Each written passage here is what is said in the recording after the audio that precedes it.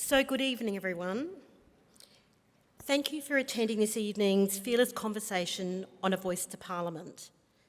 My name is Simone Olalagatur, and I'm the Pro-Vice-Chancellor Indigenous at Flinders University, and it is my great pleasure to be your MC tonight.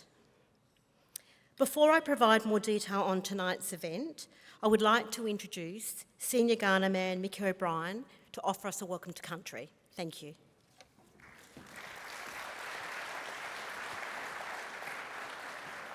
Naitaya. Tuwila Manipudnik. Tuwila Wakanapadnik. Nai Gana Biako, Mankalankla, Marawachanga Gana Mina. Minyana na Manipudaji, Nai Nari Kamatbi Marriage, Nai Wangadi Mani Pudni, Gadi Yatana, here the Yata, Bama Bambaya, Tandandanga, Katawirapara, Warrandi. So it is wonderful that we can come to this place. Being Adelaide itself, the dreaming place of the red kangaroo, alongside the red gum forest river, the Torrens River, and to this place where the voice talks. I am a descendant of the Kaurna people, an ambassador, and we have welcomed all people to our place because we understood that connections, relationships were all important. And this place, Adelaide, was the meeting place, the exchange of knowledge and wisdom. But tonight you have come, and to understand the length of time that we have been here, I have brought along a rope that is 30 metres long. This rope itself goes all the way to 60,000 years, some 3,000 centimetres there. And you understand all but this part of the rope 253 years ago when the world changed for our people. But when we talk about a voice itself, our people had a voice that was all of those tens of thousands of years, and for the last some 200 odd years, our voice has only been 3 centimetres of this rope, when in 1967 we were counted. But also in that year, the government itself decides what is best for Aboriginal people. And so when we talk about a voice, it is an opportunity for us all to understand that if you're speaking about people, you need to listen to those people. So enjoy this wonderful evening here with Uncle Tom and all the other guests that have come along to speak. So I leave you these words. Nachi yokandaya, nachi yakandaya, padni adu wadu. But the wilta. It's saying that we truly are brothers and sisters. Let us walk together, not alone. We never say goodbye. We always say see you later, because our physical is not just a part of our temporary being, but our spiritual is what leaves us forever. We are connected to this place. We are connected to you. And be fearless. Nakara Naichaya. Thank you for coming. See you later.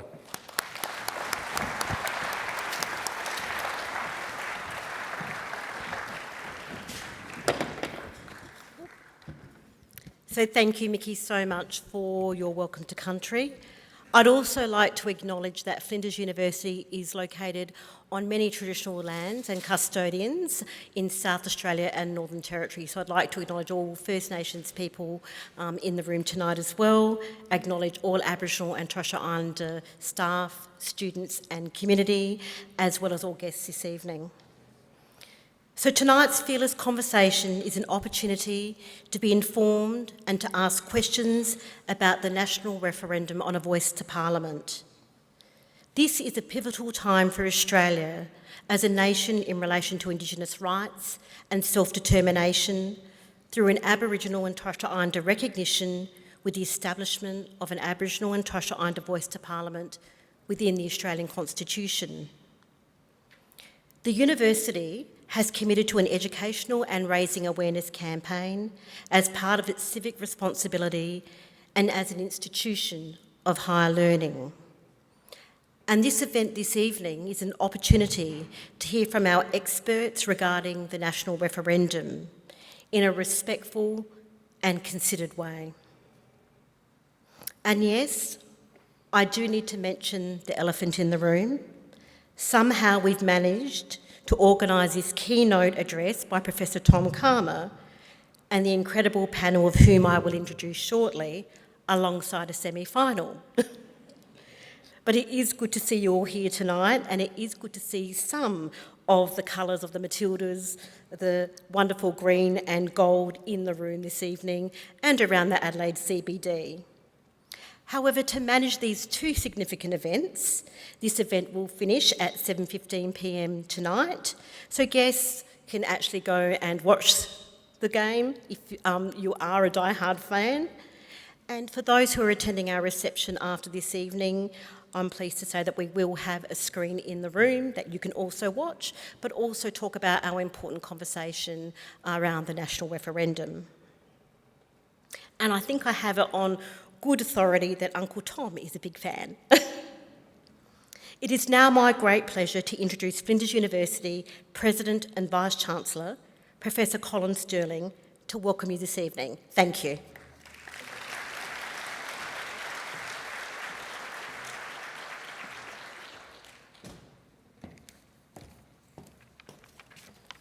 Thank you very much, Simone.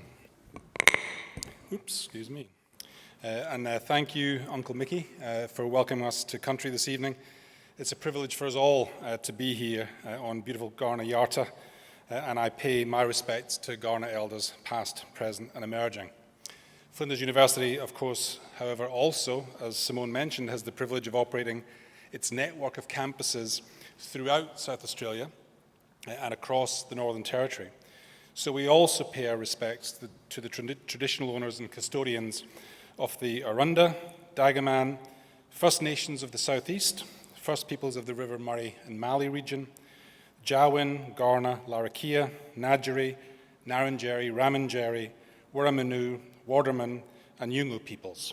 And we honour their elders and their deep spiritual connections to country. On behalf of Flinders University, it's an honour for me to welcome all of you to this evening's fearless conversation on the Voice to Parliament. I extend a special welcome to Dale Aegis, the South Australian Commissioner for First Nations Voice, Larrakia Elder and Senior Elder on campus, Uncle Richard Fijo, and Flinders University Council members, Professor Brenda Wilson, AM, Kim Cheetah, and Kate Walsh. I'd also like to warmly welcome our keynote speaker this evening, an Aboriginal elder and one of Australia's most respected human rights and social justice campaigners, and 2023 Senior Australian of the Year, Professor Tom Calma, AO. And also, of course, panel members Asha Moen, Celeste Little, Dr. Rowan Nicholson, and Vanessa Turnbull-Roberts. Thank you also to our facilitator, Carol McGrath, and our MC, Flinders' own Pro-Vice-Chancellor Indigenous, Professor Simone Turr. Please join me in welcoming our speakers and guests. Thank you.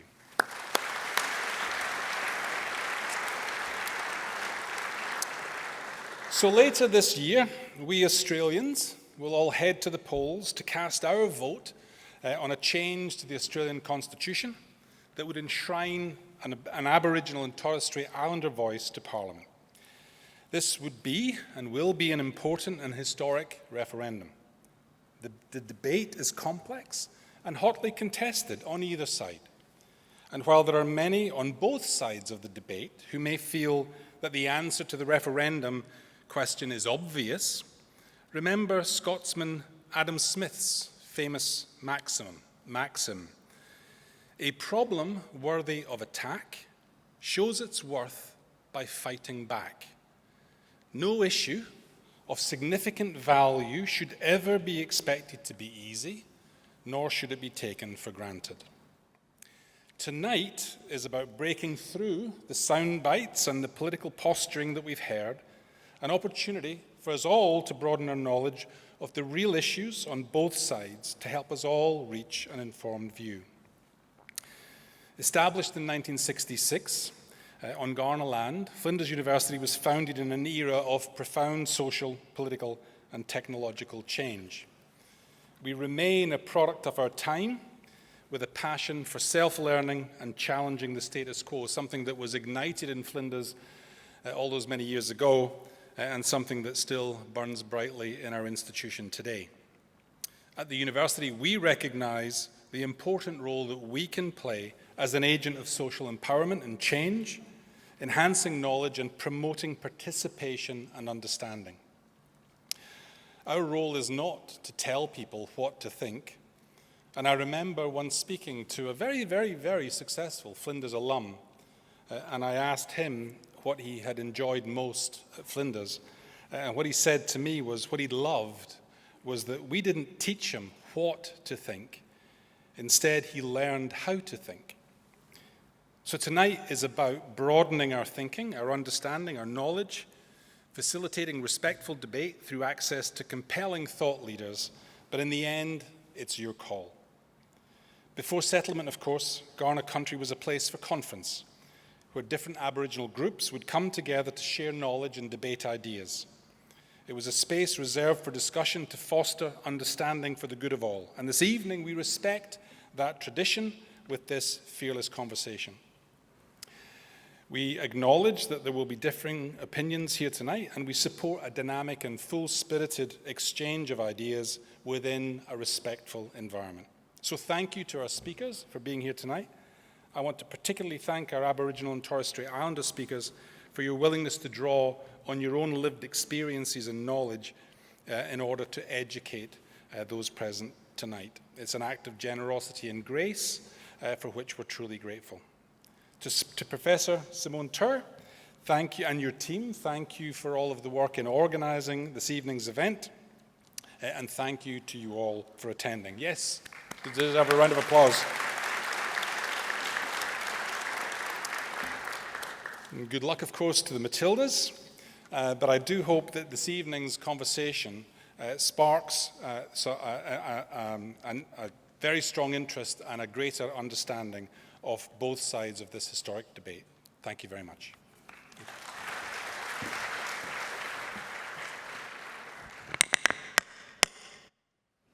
It's the height difference. So thank you so much, Professor Sterling, for your welcome to this event. I'd also like to acknowledge both Heather and Meg this evening, who are our Auslan interpreters for our fearless conversation. So it is now my great privilege and honour to welcome Professor Tom Calma to the lectern, who will offer his keynote address on A Voice to Parliament. Professor Tom Calma AO is an Aboriginal elder from the Gungaragun tribal group and a member of the Iwija tribal group, whose traditional lands are southwest of Darwin and on the Coburg Peninsula in the Northern Territory, respectively. Uncle Tom is the 2023 Senior Australian of the Year. Can we please give him a clap for that? Patron of the Posh Indigenous Health Centres and has been involved in Indigenous affairs at the local, community, state, national and international level for over 45 years. Uncle Tom has played a pivotal role in guiding and championing Flinders University's reconciliation commitment when we ratified our inaugural RAP Innovate Plan in 2020. Uncle Tom is currently on a number of boards and committees focusing on rural and remote Australia, Indigenous tobacco control, health, mental health, suicide prevention, all levels of education, culture and language, justice, reinvestment, economic development.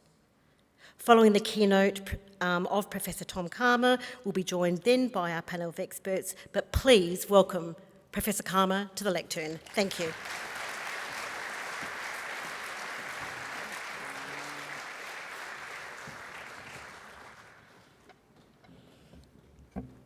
Right. Good to see everybody here. Vice-Chancellor, Professor Colin Sterling, members of the Flinders University Council, fellow panellists and friends. Good afternoon and thank you, Simone, for the introduction. I too acknowledge the Kaurna people and pay my respects to elders and to thank Mickey for your generous welcoming us to Kaurna land. I also recognise all other Aboriginal and Torres Strait Islander people joining us today. In January, I was named Senior Australian of the Year 2023. In my acceptance speech, I stated that, and I quote, "As Senior Australian of the Year and a member of the Council of Elders for Aged Care, I want to particularly address senior Australians because you are the demographic being targeted with misinformation by pundits who are either ill-informed or have malicious intent regarding the voice. My concerns have since been realised as misinformation and disinformation have been exponentially exploited, especially by conservative political leaders at the national level and conservative media. I encourage you all to focus on the facts and not opinions or extreme hypotheticals that prevail to inform yourself about the Voice referendum. I stand here today with a passion many of you share to enhance the rights and quality of life of Aboriginal and Torres Strait Islander peoples and to progress reconciliation and social justice. South Australians have a proud history of progressing rights, albeit predominantly for non-Indigenous peoples, and hosting the largest reconciliation breakfasts in the nation. Now, while we have many older Australians who have negative or ill-informed attitudes of Aboriginal and Torres Strait Islander peoples because you were denied a balanced historical education, I'm confident that this will not be the case for future generations. It is heartening to note that 2,300 organisations with reconciliation action plans and 10,500 schools and early learning services engage with RA's, that's Reconciliation Australia's, Narragansawali program. The program aims to increase awareness amongst young people about Aboriginal and Torres Strait Islander cultures, histories and experiences, helping to build peaceful and respectful relations between Australia's many cultures.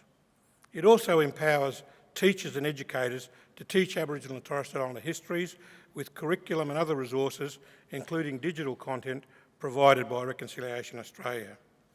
Now, this is the essence of reconciliation, strengthening relationships between non-Indigenous peoples and Aboriginal and Torres Strait Islander peoples for the benefit of all Australians, and without laying blame or shame on contemporary generations.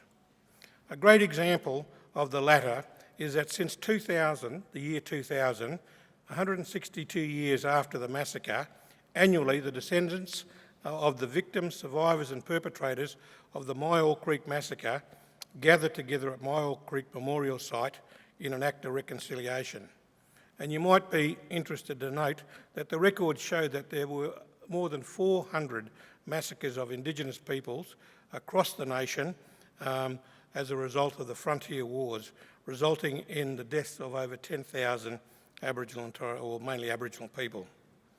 So let me now turn to the Voice, starting with the claim that the government's Voice proposal lacks detail. Now, I believe the information is readily available, and I note that the current and former governments have endorsed the Kelmer-Langton final co-design report as guiding the potential structure and operation of the Voice. Now, you may recall that the Voice co-design initiative commenced under the reign of the Morrison government following recommendations of a joint parliamentary committee and was progressed by the current government. The co-design report was handed to the Morrison government in July 2021 and it has been in the public domain since December 2021. This report alone can enlighten people on how the Voice might operate, how it might be structured and how membership might be determined.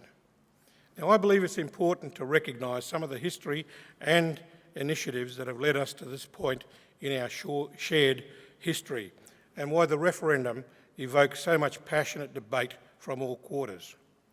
The call for a Voice actually started soon after the arrival of the First Fleet, but I won't go back that far. I'll start in 1973. Over the past 50 years, there have been 5 major national Aboriginal and Torres Strait Islander representative bodies in Australia, namely the National Consultative Committee, established in 1973, the National Aboriginal Conference, 77 to 84, the Aboriginal and Torres Strait Islander Commission, 89 to 2005, and the National Congress of Australia's First Peoples, 2009 to 2019. What's important to note that all have been established by one political party and abolished or starved of funding by another. This is our Achilles heel, and this is why constitutional enshrinement is paramount for Aboriginal and Torres Strait Islander people.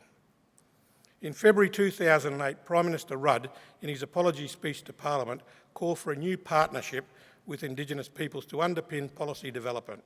He stated that our challenge for the future is to embrace a new partnership between Indigenous and non-Indigenous Australians. The core of this partnership for the future is closing the gap between Indigenous and non-Indigenous Australians on life expectancy, educational achievement and employment opportunities. This new partnership on closing the gap will set concrete targets for the future. In March 2008, the Labor government and the federal opposition signed a statement of intent with the Indigenous health sector for a partnership to close the gap in life expectancy within a generation.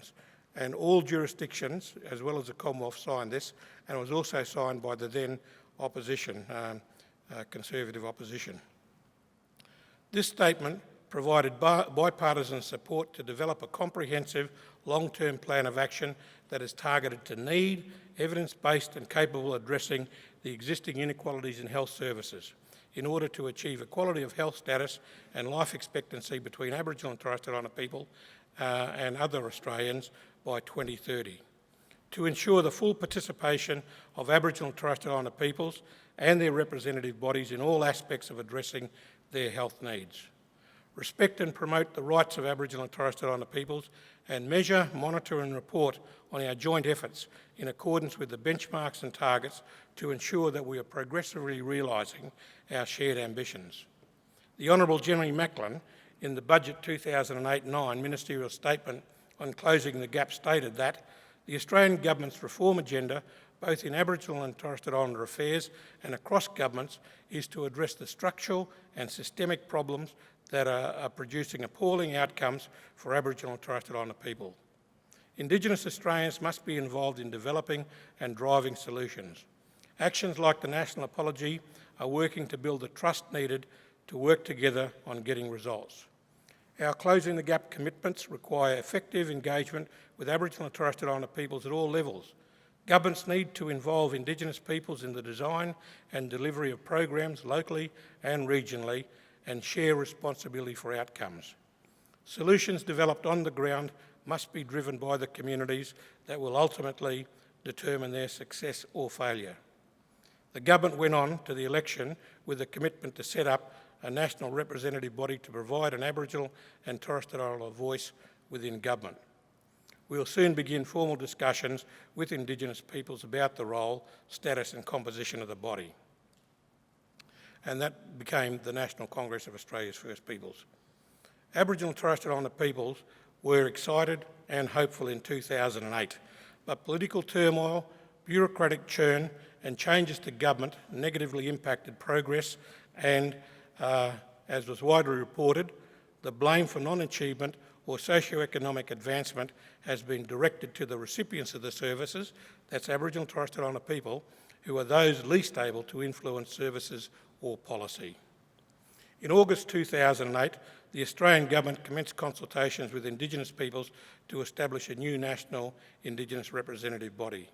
Following extensive Indigenous-led consultations and a deliberative dialogue of 100 nationally elected delegates that took place in Glenelg, the National Congress of Australia's First Peoples was formed in November 2009.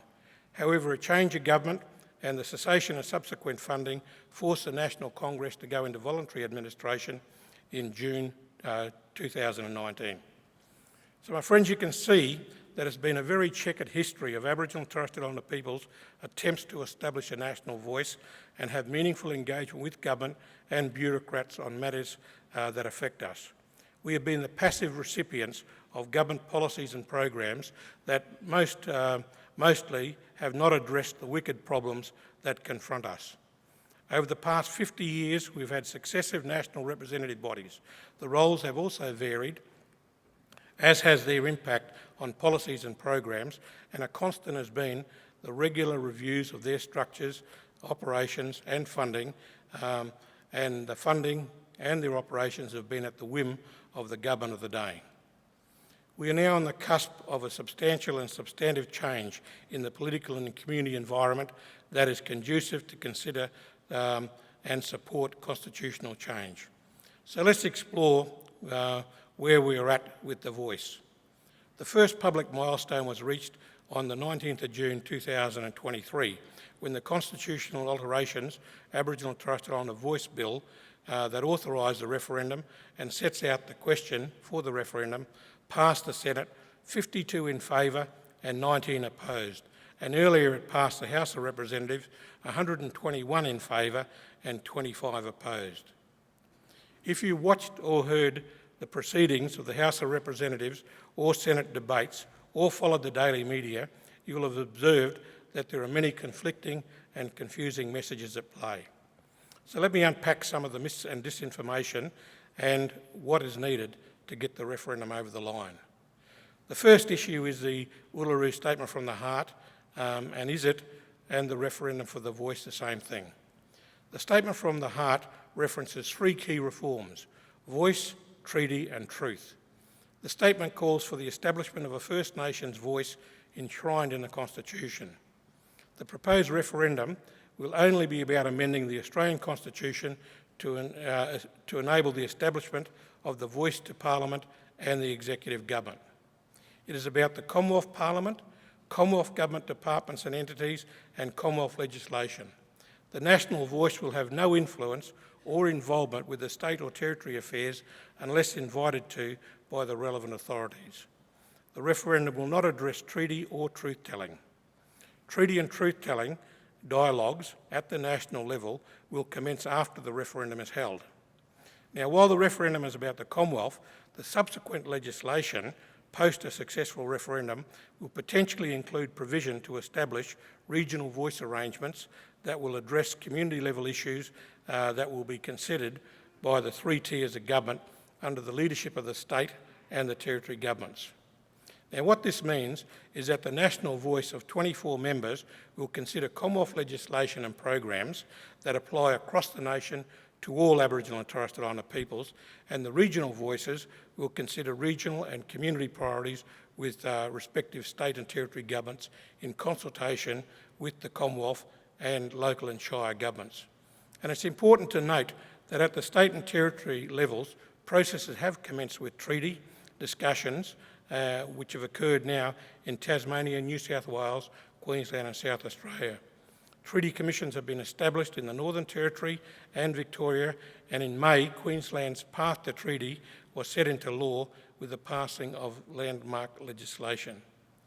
Victoria is the most advanced jurisdiction through enacting the Advance the Treaty process with the Aboriginal Victorians Act 2018, the First Peoples Assembly of Victoria in 2019, and the truth-telling mechanism called the Yurok Justice Commission in 2021. And in South Australia now, as you know, you have legislation for a voice that's now passed, it's now enacted, and the ACT has effectively had an elected voice since 2008. Another question is, why do we need to have this referendum? The referendum is a chance for our First Nations peoples to be recognised in the Constitution, and enshrining an Aboriginal and Torres Strait Islander voice gives strength and status to the principles of respect and partnership, and the voice can never be abolished by ever-changing governments, but only through another referendum where we as the people can vote on such a change. The voice will mean that Aboriginal and Torres Strait Islander peoples will be advising the Parliament and Executive Government when, and hopefully before, decisions are made about laws and policies impacting Aboriginal and Torres Strait Islander Australians. Now, this is a once-in-a-generation opportunity to change our Constitution and place our nation on a pathway to a better future. It also creates an element of redress post the 1992 High Court decision, known as the Mabo decision, that overturned the fiction of terra nullius by recognising Aboriginal and Torres Strait Islander peoples in the Constitution, and that we were here pre-settlement. Up until 1967, Aborigines were referenced in the Constitution, but Torres Strait Islanders have never been mentioned. So what happens after the referendum? As it currently stands, if successful, the government will propose a bill or legislation to address the voice composition, functions, powers and procedures. The bill will be tabled in the House of Representatives, where it will be debated and typically referred to a joint parliamentary committee for public consultations. It is at this stage that we'll get to know what the details of the voice are, and if past history is an indicator, the introduced bill will be amended multiple times so that what is proposed in the bill is not necessarily what will eventuate after it passes through the Parliament. But that's our democratic process that we live with. You'll all remember the original claim that is still being promoted by opponents, that the voice will operate like a third or fourth chamber of Parliament. The Prime Minister has repeatedly said the voice would not have a veto over the decisions of Parliament. It will be an unflinching source of advice and accountability, not a third chamber nor a rolling veto. The body will be an advisory body. It'll have no ability to hinder parliamentary processes. It will not have any veto powers and could not introduce legislation or change it. The Parliament will be under no obligation to follow the voice's advice. The House of Representatives and the Senate will continue to make laws, regulations and pass motions regardless of what the voice may advise. Some then say, it's a toothless tiger without influence, so why have it? Well, there are a vast number of advisory bodies to the Parliament covering all sorts of issues. They include the Auditor-General, the National Audit Office, the Australian Law Reform Commission, the Australian Human Rights Commission and the Commonwealth Ombudsman, whose reports are all tabled in Parliament. Sometimes they're picked up, sometimes they're not, but that's just a democratic process that we have to work with. And let's not forget the government departments and entity heads, and as Julian Lesser MP recently stated in a House debate, the voice will advise just like the security services, the Chief Medical Officer, the Chief Scientist, DFAT and other agencies advise. The Parliament will still be supreme in matters of law and policy, and the rule of law will still prevail for all Australians. Other claims is that it would divide us by race. It would give First Nations peoples more rights than others. Now, this is not about race politics or dividing Australians. It's about uniting Australia and making our nation stronger. The voice is not about special rights, it is about a basic right, and that's called self-determination. All Australians will remain equal in the eyes of the law. The only thing that will change is that there will be a permanent new body to provide advice on Commonwealth laws, policies and programs that affect Aboriginal and Torres Strait Islander peoples. Some then say, well, if it's not a special right, why should it only be for Aboriginal and Torres Strait Islander peoples? Simply because Aboriginal and Torres Strait Islander peoples are the only Australian citizens who have laws especially written for us. Further, the Constitution already references race through Section 25 and Section 51(26), and Section 51(26) is known as the race power. The fact is that although Section 51(26) applies to all Australians, it has only ever been exercised on Aboriginal and Torres Strait Islander peoples. Another piece of disinformation relates to the reported $31 billion expenditure on Aboriginal and Torres Strait Islander peoples that infers that it is a disproportionate expenditure on to non-Indigenous Australians. The facts are that $33 billion represents about 6% of the $522.7 billion spent on non-Indigenous Australians in the last figures that were counted with the 2015-16 budget. What is important to unpack is what does that 33 billion or 36 billion, you hear all these figures bandied about, what does it comprise of? Well, according to the Australian Parliament House official website, in 2015-16, the Australian Government directly spent $14.7 billion on Indigenous peoples, of which 77%, or $11.3 billion, was through mainstream programs such as Medicare, social security payments, childcare benefits, and support for university places accessed by Indigenous peoples. State and territory governments spending makes up the balance of the $33 billion, and the vast majority of the $33 billion is simply the Indigenous share of mainstream expenditure. That is expenditure that's provided to all peoples, including spending on schools, hospitals, welfare, defence and public order and safety. Only just $6 billion was spent on services and programs provided to Aboriginal and Torres Strait Islander peoples and communities specifically. In other words, Indigenous-specific expenditure accounted for 1.1% of total direct expenditure on all Australians, for 3%, and it's over 3% of the population, with roughly 40% coming from the Commonwealth and 60% coming from states and territories. And that's why it's imperative that we not only have a national voice, but the local and regional voices as well, to help the states and territories spend their 60%. or the proportion of that, because the majority of it's just basic citizenship entitlements. The final piece of disinformation I'd like to address relates to the claim by two Indigenous politicians, social media and some Indigenous commentators that not all Indigenous people support the Voice and that the Voice will be dominated by Canberra elites. Well, I'm not sure how this is going to be the case when only 2 of 24 Voice members will be from Canberra as proposed in the co-design report. Further, it's the community who elect membership of the Voice, and they won't be appointed by the government of the day or the Parliament. It is, however, true that there are a wide range of views amongst First Nations peoples. Just like any group of Australians, Aboriginal and Torres Strait Islander peoples are diverse and don't all think the same way. However, the Voice proposal is a result of successive processes of consultation and engagement involving thousands of individuals and engaging with communities right across the country. First Nations leaders have been calling for this reform for decades. Now, I'm confident that there is overwhelming support for First Nations within First Nations communities, which will only continue to grow.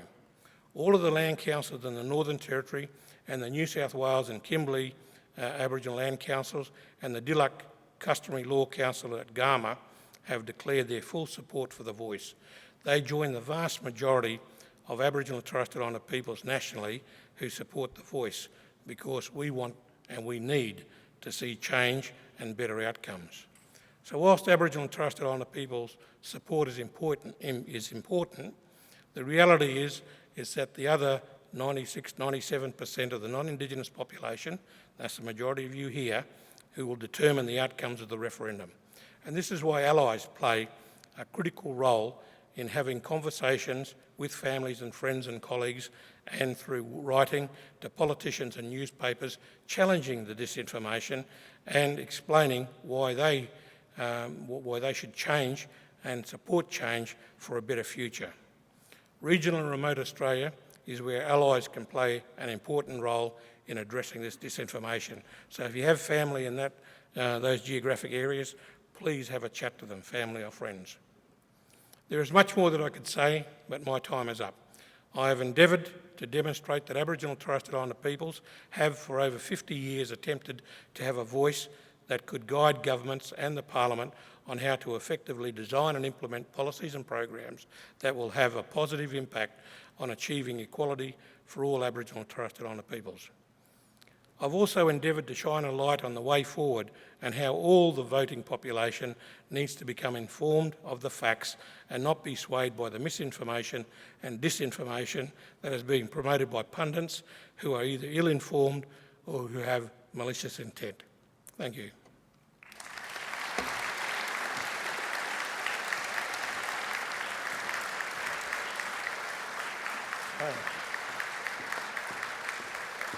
Did I make it?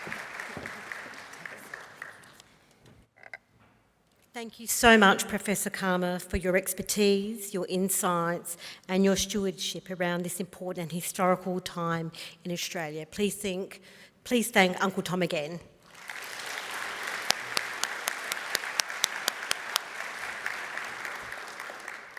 So it's now my great pleasure to introduce our facilitator, Carla McGrath, for tonight's Fearless Conversation, and also our panel members who will offer their perspectives on A Voice to Parliament and answer questions submitted from the audience.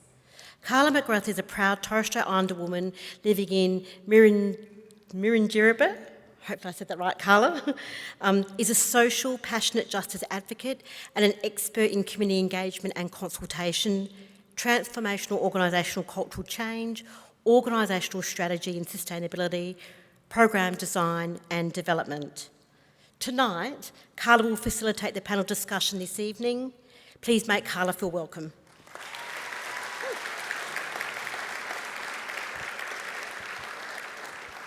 I'll now ask our panellists to actually come to the chairs.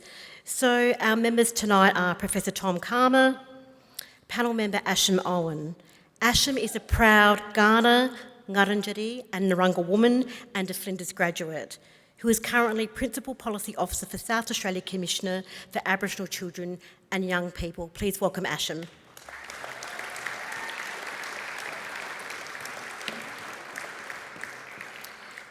Celeste Little is an Arundel woman living in Melbourne. She's a union organiser, a social commentator, a freelance writer and Indigenous activist who in 2017 was inducted into the Victoria Women's Honour Roll. Please welcome Celeste.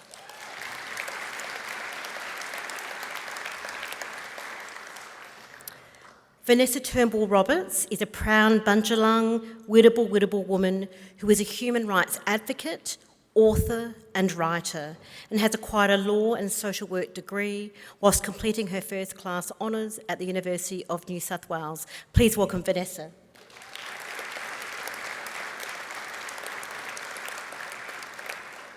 And our final panel member is Dr. Rowan Nicholson, lecturer in the College of Business, Government and Law, and has played a key role with other panellists from the Business, Government and Law College within the university to actually provide information internally to our students and staff. Please welcome Rowan.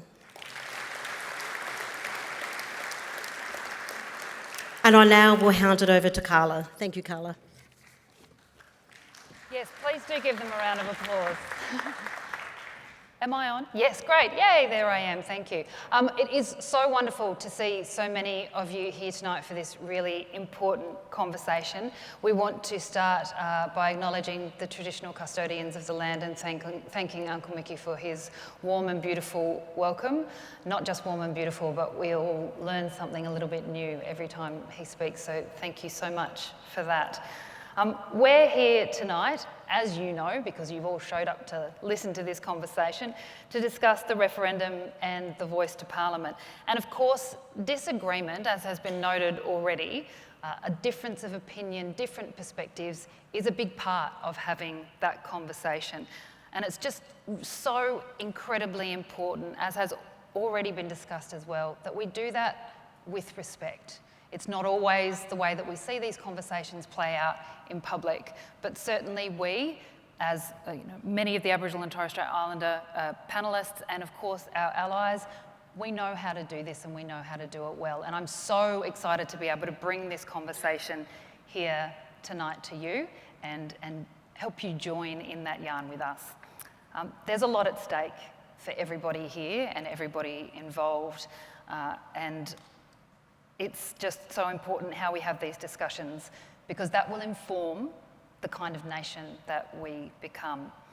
And while we're all here willingly,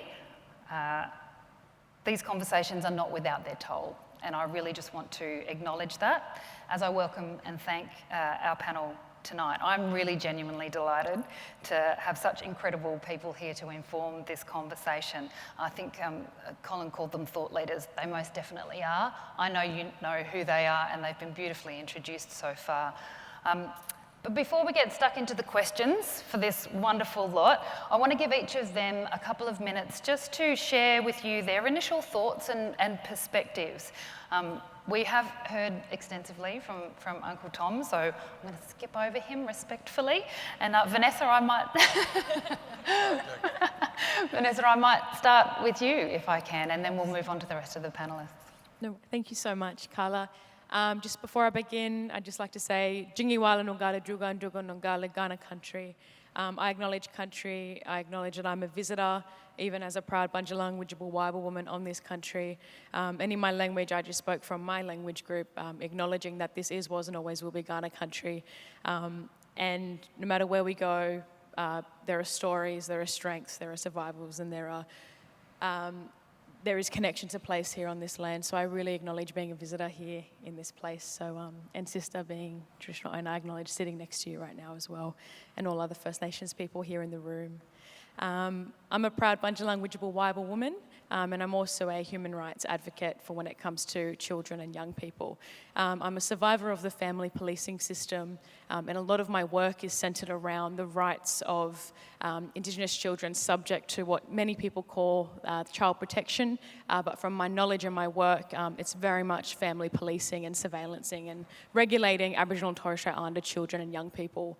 I've completed law and social work from UNSW, and a lot of my work with those families and doing that degree was based on the fact of my own community being disproportionately impacted by the criminal justice system and family policing system. It's a real honour to be here. I'm aware we have such a strong and powerful conversation, and recognising that when it comes to the referendum, the statement from the heart and this process, that our opinions are nuanced. Our opinions can go from yes to no to maybe to I don't even know, and it's a real honour to be here and share with you all, so thank you so much.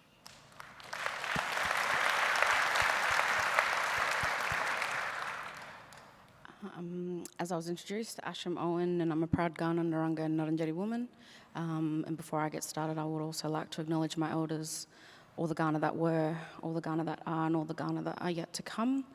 I am a Flinders University Law and Psychology graduate, and the work that I've been doing as a solicitor, I practiced in the Northern Territory for a few years, and I saw how the law impacted Aboriginal communities up there. And it wasn't very nice. And so I think that, you know, all of these mechanisms that we fight for are so needed when you see on the ground what's happening for community. The work that I do now within the Commissioner's office here in South Australia, that just cements exactly what my experiences have been throughout my life and my, I guess, career in law.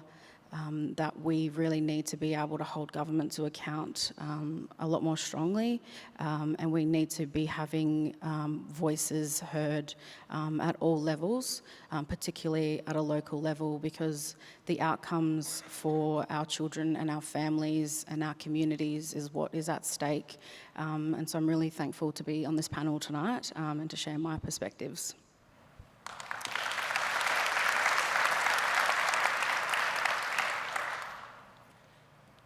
I too just wanted to acknowledge the Kaurna people and pay my respects to the elders past and present, as an Aranda woman from Central Australia who has been living in Naarm, in Melbourne, for 33 years. I don't know where to begin with this intro thing. What I will say is that I have been a writer, a commentator, but also an activist, a unionist, for a very long time now. And my life has been informed from a number of movements, whether it was the land rights movement as a kid growing up, or it was a call for treaty, which the Hawke government reneged upon in the 80s. I've seen a lot of things unfold, and if I was to state a position, I would say that I'm undecided on the referendum. And the reason why I'm undecided is pretty straightforward. I don't think that this country has dealt with the truth of its history. I think that we have a long way to go. There's still a lot of unfinished business that we need to take care of. And I also don't think that, well, let me try again. I really would prefer that we actually protected the rights of Aboriginal and Torres Strait Islander people before we looked at being incorporated into a document that was actually imposed by colonising power on the basis of terra nullius. So I am really interested in hearing, I say undecided, I'm interested in hearing the Aboriginal and Torres Strait Islander debate that's going on right now. And I feel that that debate has been wallpapered over by a number of sources, whether it's media or political parties and so forth. So that's where I'm at. Thank you, Stella.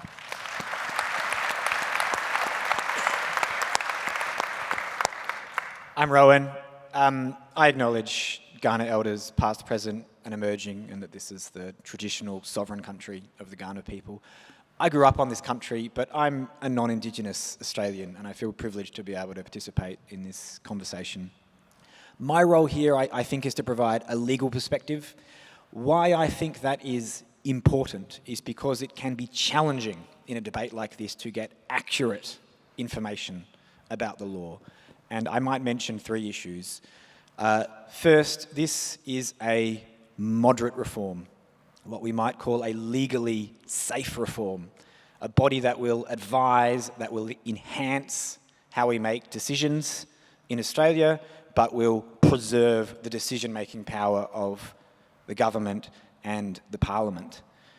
Second, this fits neatly into our constitution and follows the pattern of our constitution, which tends to establish basic abiding principles, but then to leave the detail to ordinary legislation for Parliament to experiment with and develop over time. Third, that this is consistent with the unique legal status of Indigenous people, as Uncle Tom reminded us, the only people in Australia who are directly affected by special laws. And it also creates a framework, I think, for conversations about further change in the future.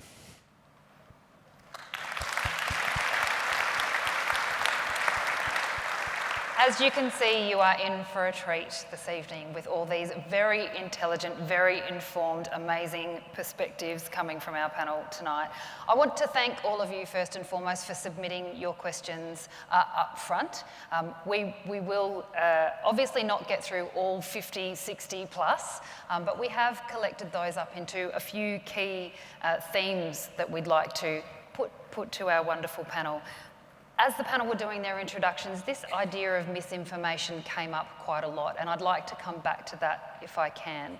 I want to start first by discussing the very real question that a lot of people are asking, which is about the benefit to Aboriginal and Torres Strait Islander people. There's been a fair bit of debate around this need. Uncle Tom, you spoke to the need of Aboriginal and Torres Strait Islander people in your opening, and that question of equality. And really, I think lots of people are keen to know how the voice will benefit Aboriginal and Torres Strait Islander people and communities. And I'm keen to hear your perspectives on that. Asham, I might start with you, if I can. How, in your opinion, I know you're an advocate for the voice, in your opinion, how do you feel the voice will be of benefit to our mob and their communities? I think that this is an opportunity for us after 235 years to be able to participate in decision making over laws and policies that affect our lives and our communities. As we heard, there have been many other bodies that have been established and dismantled, and unfortunately we can't keep going along in society like that. We really need that protection to always have that body. And, you know, I guess, yes, Aboriginal communities have a really strong voice, but being able to sit at that high level decision-making table in Parliament and to be able to make representations on what an elected body of our representatives want to say to Parliament, I think that's really powerful. I also think that this is a way for us to have a bit of self-determination. I think that's obviously something that we've been fighting for a long time as well. I think that this mechanism of accountability will really benefit Aboriginal communities by being able to channel the voices from that local level and the regional voices up to a federal voice to Parliament. And what I guess we hope to see is that we can influence funding, we can influence the policies that are designed to work against us, and that's what we really want to see happen, is better outcomes for our communities. So that's what I hope to see. Thank you. Celeste, I know, obviously, blackfellas, we all want what's good for our communities and what's best for our communities. I wonder, in your thinking and your deliberations as somebody who's still making a decision on this question, do you see there being a benefit that comes from the voice, and if for our mob, and if so, what might it be? Or where does that question sit for you? I think it's very to be determined is where it sits with me. It could stimulate conversations in community. There could be the feed backwards and forwards between the voice and between the local grassroots communities. That's a thing that could occur, but whether or not it will actually lead to change is the to be determined part, because as has been mentioned, the voice does not have power of veto over legislation, as is going to go into the Constitution itself. The government will determine the structure of the voice. Whether they listen to the representations that are made to them from the voice is another matter entirely. And there's a long, not so proud history of governments not listening to Aboriginal and Torres Strait Islander people on issues that impact us. So yeah, it's very much to be determined. They could put it in there and never listen to it. It could make endless representations and the advice never taken, and that's a real fear that a lot of people have. That came out strongly in our questions too, so I think it's a very good point. Tom, I'm interested in your perspective on that, if we can get that. Just, a quick one. You mentioned the government will make the decisions. The government will propose a bill. It'll then go to a committee in the lower house, and it'll be thrashed out within the parliament. So it's the parliament that in fact makes the decision. And that's the safeguard, I think, in this, that it goes to the lower house, it goes to a committee. They've already undertaken to do widespread community consultations, as they do with most committees. Then it'll come back in, past the lower house, into the Senate, and again be thrashed around. And yes, there is a chance, but the safeguard is that it's not the government, but the parliament.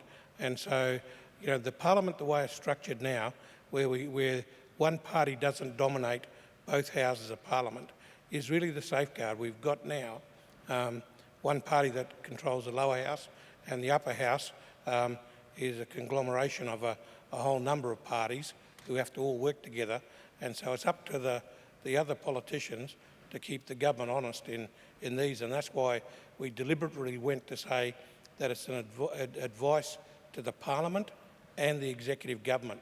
So it goes to the parliament and not just to the government, because governments, quite rightly, can do nothing with it. But the parliament, if they're responsible, they'll do a lot more. And I think nowadays the parliament, with the national ICAC coming in, is going to be a little bit more focused on doing things a bit differently to what they've done in the past. Thanks, Tom. I want to carry on that conversation a little bit. People are very concerned and have asked about the Parliament legislating the voice, and is there potential, I guess, for future governments, to some of the points and the concerns and the fears that have been raised, to kind of nullify that voice through parliamentary processes? And would the voice be subject, I guess, to the whims of future governments, as has been expressed as a concern? And how can the durability and sustainability of the voice be ensured? I might ask Rowan if you could speak to that first for me. I think the permanence of this is one of its virtues and one of the things that distinguishes it from past proposals. Historically, we've had a bunch of Indigenous bodies. They've been created, they've been abolished, they've been recreated, they've been re-abolished. This will be permanent. The whole point of holding a constitutional referendum, instead of enacting this through ordinary legislation, is that the people of Australia, as a higher authority than the Parliament, can create something that cannot be abolished. It can be changed. And I observed earlier that fits the pattern of our constitution. That fits, for example, with how our electoral system works.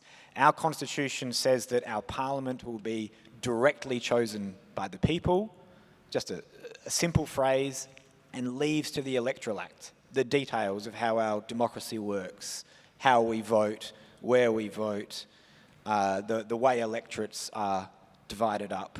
That creates opportunities for experimentation and development over time, as perhaps our conception of democracy has changed over the course of the 20th and 21st centuries.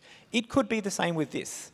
On the other hand, yes, it is possible that a hostile government could weaken the voice. That is possible. But my answer to that would be, first, there's not much gain to be had in that. The voice is purely advisory in any event. It would be open to a hostile government simply not to listen to it. And second, there is an enormous difference between weakening something and abolishing it. If you weaken something, it is still there. It can be strengthened again in future. And thirdly, I'd add that a permanent body like this becomes part of the political furniture. Once Australians as a whole have endorsed this idea, it might become politically difficult to go against that decision made by the Australian people as a whole. Vanessa, as a lawyer and as a human rights advocate, I'm really keen for your perspective on that same question. Thank you so much, Ryan, for sharing that and also clarifying some things for me as well. I think as someone, that has grown up in community and grown up with the disproportionate impact of the law in our community, quite often when we, whether it's marching, when we've had a death in custody, when there's been an injustice and we come to the streets to resist, our strength lays in that common strength of being at community. And I think when we reflect on whether our position was to be part of what Celeste said, the document that is ultimately built on, that ultimately was introduced during the first moments of invasion to kind of strengthen the Australian way. I know for a fact, as First Nations people on the front line, we didn't march the streets and walk down demanding justice saying we want to be part of the Constitution. And I think when Professor Tom was just speaking about it being safeguarded, I think what we need to remember is the government of the day will ultimately hold the decision. So if our government changes, what we're seeing today being led by Liberal is an extremely violent, racist rhetoric. And I sit here today as someone that doesn't support the racist no, but I genuinely support the progressive no, which really strengthens the power in treaty and says things like, we need to end the war. And I share that statement, we need to end the war, because when we talk about the war, it might not be the army at the front, even though we've seen that with the Northern Territory intervention. It's actually the war that many of us don't see, and that war is the deaths in custody, the removal of children, the destruction of land and country, the international agreements that are made when it comes to fossil fuels and our land and protection. And so when I think of all of those things and those issues that we face as a community, I know the strength doesn't lay in the hands of the Constitution and a mere advisory that actually doesn't hold power. It lays in dropping down the weapons, i.e. the harm that we are faced with every single day. It's about giving power to our communities on the ground. It's about listening to what we already know exists. There is a Royal Commission into Aboriginal Deaths in Custody report that fundamentally provides examples of what needs to change. There is a National Bringing Them Home report which highlights the separation of Aboriginal and Torres Strait Islander families. These are fundamental recommendations that our government is refusing to implement. We now have a Labor government in party that has the power to implement those changes, and we're not seeing any of that.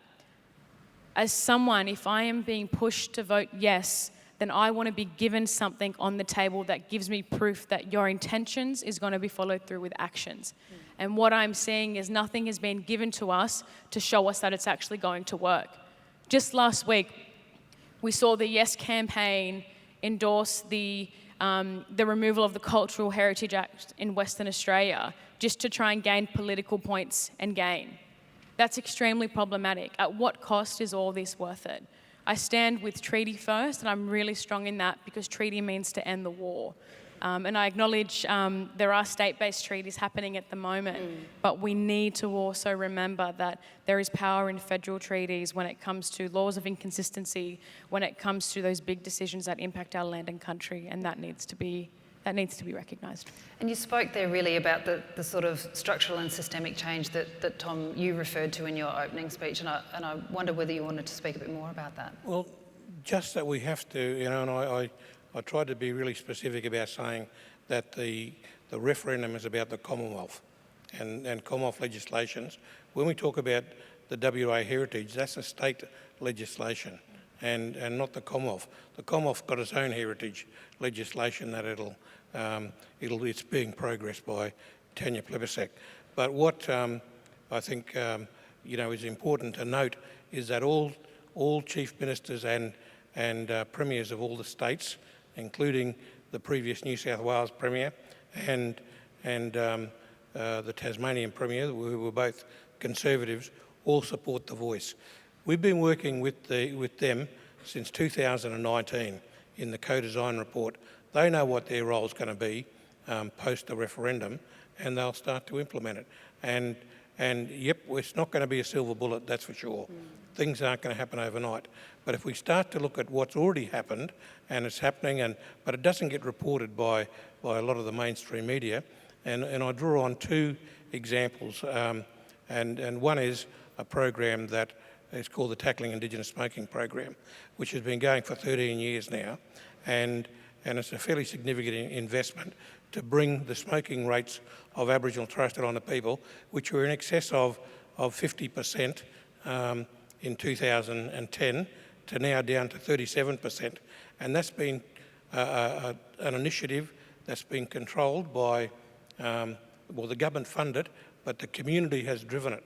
And the latest modelling is showing that in that period of time, about 50,000 Aboriginal and Torres Strait Islander people have either given up or not taken up smoking, and has saved 23,000 lives. And that's the modelling.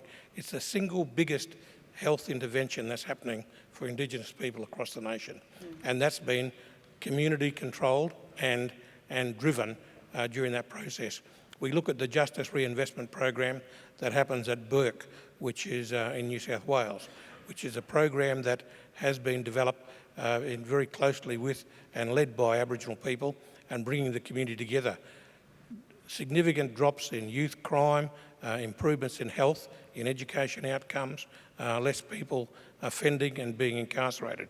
They're the sort of models that can demonstrate that when Aboriginal and Torres Strait Islander people are given the opportunity to drive these programs and provide the advice, we get outcomes. We look at the COVID situation where we took the lead there from the federal government and controlled it. So we lost just under 200 lives in Aboriginal and Torres Strait Islander people. Modelled on the number of Aboriginal and Torres Strait Islander people, our percentage of the population, it should have been about 2,000 lives lost. But because we were able to work with the government and direct the communities, we saved those lives. And you look at the other Indigenous populations around the world that weren't given that opportunity, massive losses of life. So it can work, and there's many good examples of how it's working if we're given the opportunity.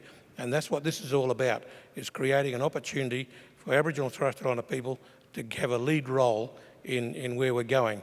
And so I think some of the other initiatives are what we might all aspire to, but it's really the here and now. What can we achieve now versus what we might never achieve? And I think that seems to be, whilst there is, a lot of difference of perspective, everybody recognises that we want more than just this, that this is, as you say, not the silver bullet. But there are a lot of people out there who say that it doesn't really go far enough.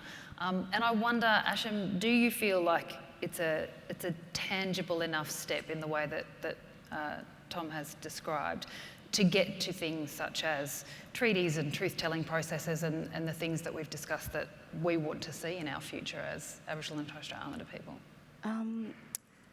I just want to say that I am kind of conflicted, although I will be voting yes. I do want to say that I do have my own criticisms about what this voice is going to be, and I guess the whole campaign, and that might just be the political context of this referendum that makes me have those reservations. And something that Vanessa just said about the work that happens on the ground, and I really feel that the work will continue in that sense, no matter what the outcome of the referendum will be. And can you repeat the question? I went on a tangent there, sorry. Do you feel it goes far enough in getting us along the path to where we all want to be? I think this is a substantive step forward. I think this does no harm to the work that hundreds of years of our people and our ancestors and activists have been doing. When we look back across history and have a look at all of the bark petitions and Barunga statements and all of the other calls for a voice to Parliament, for control over decision making, I think this really is a culmination of the work that those people have been doing, and I think it's a way that we can honour them. I do acknowledge that this is not going to be the solution to everything that exists within our communities, but I think this is really an opportunity that we have to take and make the most of. We have to turn it into a positive for ourselves and for our communities. I had another thought, let me just check my notes. You get up here and the lights kind of just... It's quite bright up here. Wipe your so, memory. You're all blue, we're not. Yeah, I do want to say that this Uluru Statement is another one of the people-led movements, and I think the way that politicians have hijacked it is really what's causing a lot of that misinformation for people to really have that fear over, is this enough? On the one hand, it's almost the bare minimum that the Australian government could do for Aboriginal people, but I think it really is going to be a substantive reform that we can use to the best of our abilities. That misinformation has come up a lot, and in the last couple of minutes that we have left, I do just want to give us a chance to talk about that. Obviously, with many issues in Indigenous affairs, we see this misinformation creep up, and this topic is no different. We're all aware that it's out there on this question. It gets talked about a lot. What can we do to address that? Vanessa, I might ask you first. The first thing I'll say is don't listen to racists. And I think always a good thing to do. Yeah, and don't listen. Yeah, no giving platform to any racists. They don't get the space or the air. And I think that's the really hard part about the referendum is first and foremost, nobody asked for the referendum to be the vehicle and process to get to where we needed to be. And I think ethically, if we had known the referendum was coming in, if it was a genuine people-led movement, we all would have kind of been a bit pre-warned about the consequences. And I think as a black fella, like, it's been really, really difficult being in the centre of the arena where,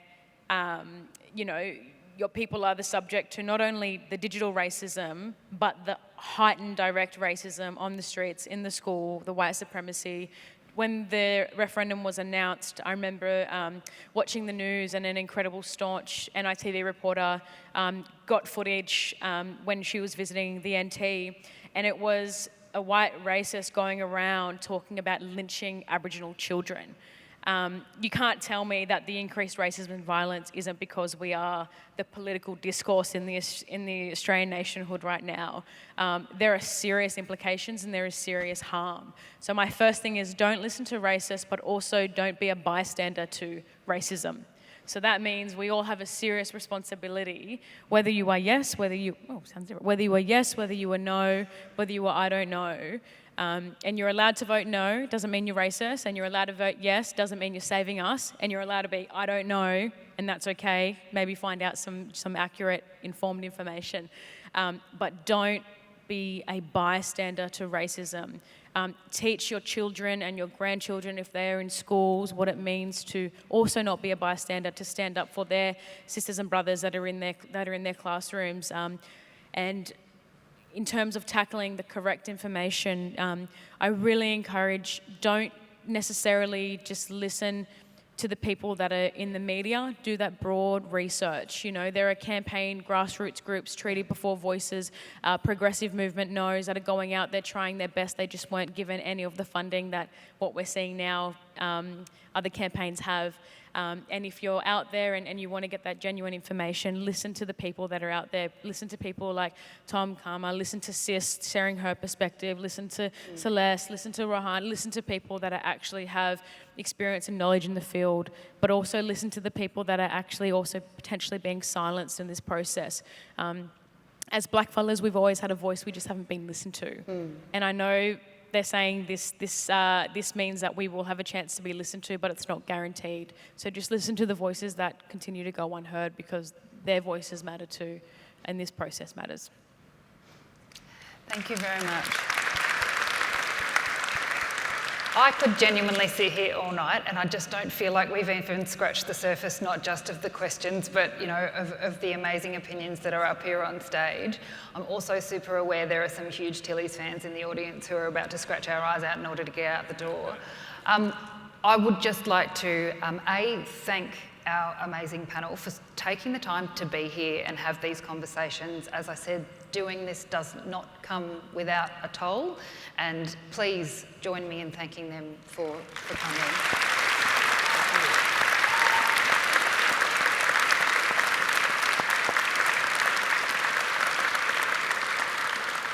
And before we take off, I would also just like to echo Vanessa in reading and hearing more from these people particularly, but get out there and have those conversations, be informed. It's why you're all here. Continue on that journey so that we can all make an informed decision as we head to the polls later this year.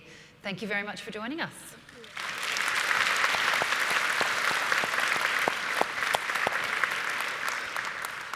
So thank you so much, Carla, and thank you so much to our panellists. Thank you for your bravery, for your insights and for your expertise. Could we please thank our panellists one more time, and Carla.